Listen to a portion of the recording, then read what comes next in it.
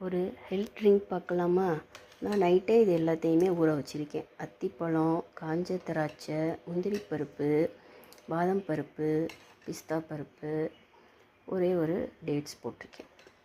எல்லாமே 5 5 போட்டுக்கோங்க. டேட்ஸு நான் 1 தான் போட்டிருக்கேன். அத்திப்பழம் 1 போட்டிருக்கேன். நான் ஒரு ஆளுக்காக இது செய்கிறதுக்காக இது மாதிரி போட்டிருக்கேன். இதை போட்டு நல்லா மிக்சியில் அரைச்சி இதில் பால் ஊற்றி குடிச்சிங்கன்னா உங்களுக்கு நல்லா ஹெல்த்தியாகவும் இருக்கும், ஸ்டொமக் நல்லா ஃபில்லிங்காக இருக்கும். நம்ம பிரேக்ஃபாஸ்ட்டுக்கு பதிலாக இது ஒரு நாளைக்கு எடுத்துக்கலாம். நல்லா எனர்ஜியாகவும் இருக்கும் உங்களுக்கு. பார்க்கலாமா இது எப்படின்னு?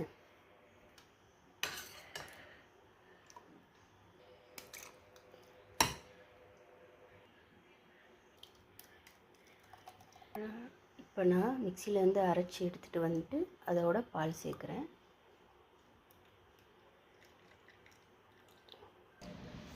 அவ்வளோதான்.